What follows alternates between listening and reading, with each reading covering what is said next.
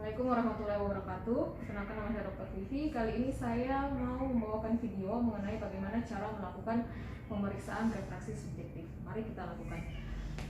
Permisi, Ibu, nama saya Dr. Vivi. Namanya siapa? Dr. Humaira. Oh ya, Ibu Humaira, saya rencana mau lakukan pemeriksaan refraksi subjektif namanya. Itu untuk mengukur seberapa besar lensa yang Ibu gunakan untuk bisa membuat tajam penglihatannya Ibu menjadi normal, ya. Karena kan tadi keluhannya Ibu tuh penglihatannya kabur kalau lihat jauh, ya. Oke, Ibu bersedia melakukannya? Oke, kita lakukan ya, Bu, ya. Pertama, kita lakukan pemeriksaan visus terlebih dahulu untuk kita cari tajam penglihatannya pada mata kanan dan mata kiri. Silahkan. Ya, kita mulai. Bisa dibaca hurufnya yang di atas? Bisa dok. S V H Ya, terus E C R terus K O Z P T terus L C P N F terus R P S H C V terus di bawahnya kabur nih dok. ini udah kabur ya? Kabur dok. Oke. Untuk visus mata kanan kita dapatkan sekitar 20/30.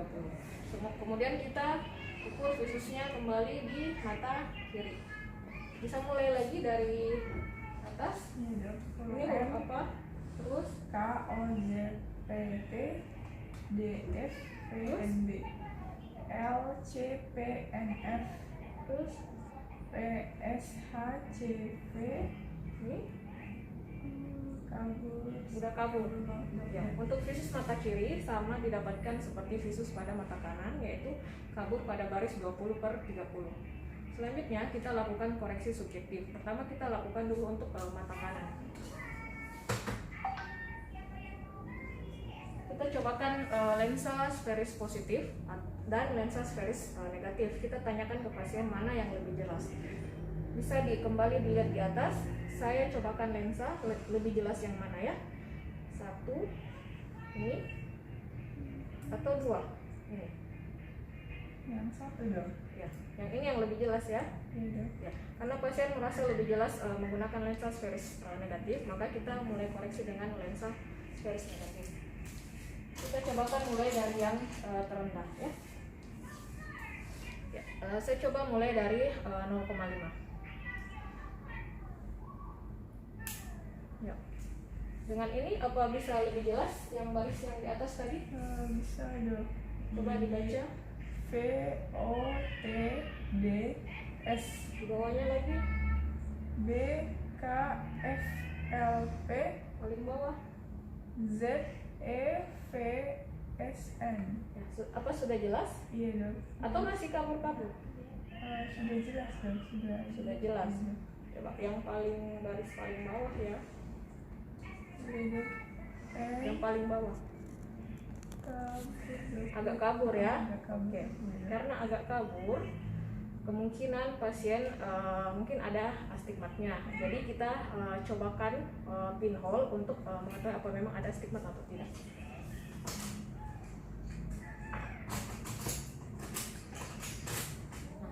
Untuk pinhole ini, coba Ibu perhatikan ya, ini ada lubang kecil di tengah. Apakah terlihat jelas yang baris yang paling bawah? Oh iya dok. Oke, Jelas dok. bisa dibaca? N E R P F.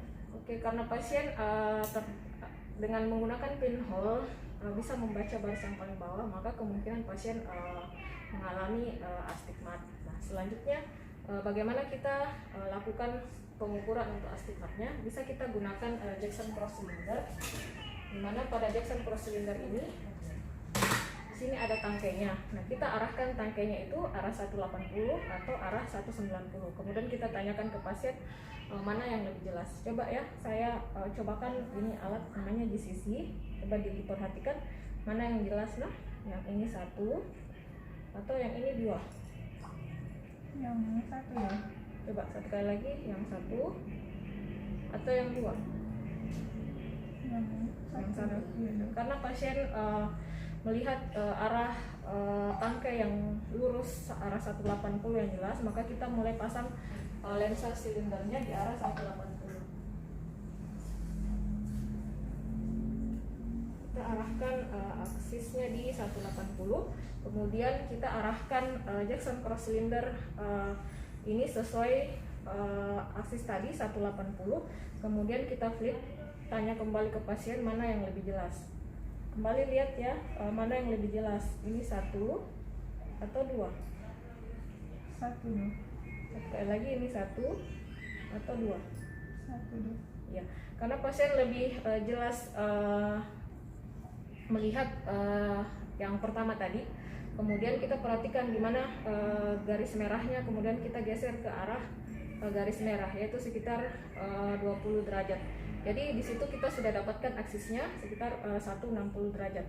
Ya, tadi kita sudah dapatkan aksisnya 160. Selanjutnya kita tentukan powernya berapa. Karena tadi kita pakai GCC dengan power -1. Selanjutnya kita arahkan garis merah sesuai dengan aksis tadi 160. Kemudian kita minta lagi pasiennya melihat ke Snellen dan bandingkan lagi mana yang jelas setelah kita flip GCC-nya. Ibu perhatikan lagi ya di atas, mana yang lebih jelas, 1 atau 2? Sama dong. Oh ya, sudah sama ya, 1 Iya, atau sama. 2. Oke, karena sudah sama maka kita sudah dapatkan power dari lensa silindernya ini adalah silinder negatif -1 dengan aksis 160 derajat. Oke, selanjutnya setelah kita dapatkan ukuran pada mata kanan, kemudian kita lakukan pemeriksaan yang sama pada mata kiri. Setelah kita dapatkan pemeriksaan untuk mata kanan dan mata kiri,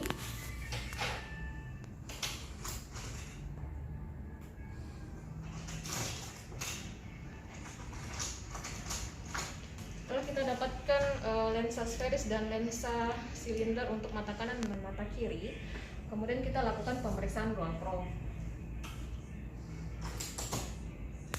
Pada pemeriksaan dual chrome ini, kita mulai dulu dengan mata kanan, kita oklusi mata kiri, kemudian kita fogging mata kanan dengan menggunakan lensa plus 0,75.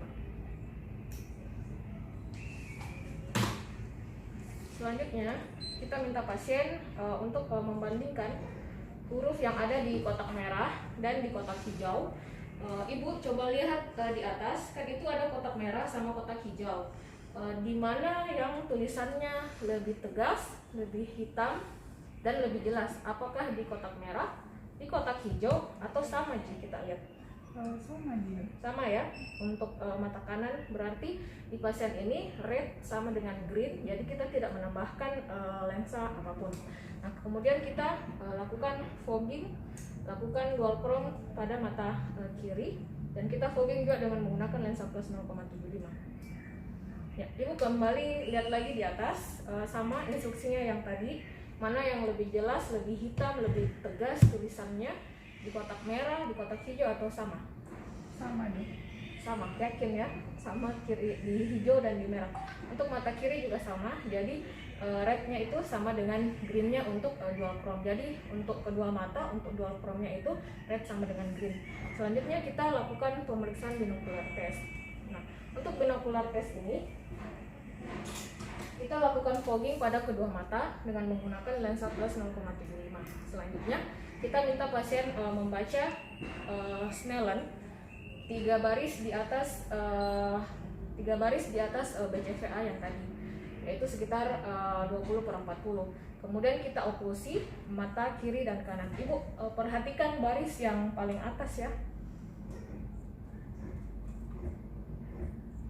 Perhatikan baris yang paling atas nih. Terus bandingkan mana yang lebih terang, kiri atau yang kanan. Nah, coba yang mana? Coba ini mata kanan tak? Terus ini mata kiri tak? Yang mana dirasa yang paling jelas? Ini Sama. atau ini? Sama dong. Sama. Tidak ada Ji yang lebih jelas, tidak ada Ji yang lebih terang. Oke. Karena pasiennya dengan binocular test sudah merasa sama penglihatannya antara yang kiri dengan yang kanan, maka kita ambil ukuran lensanya sama dengan yang tadi. Jadi tidak ada penambahan lensa plus 0,25. Oke, sekian dan terima kasih.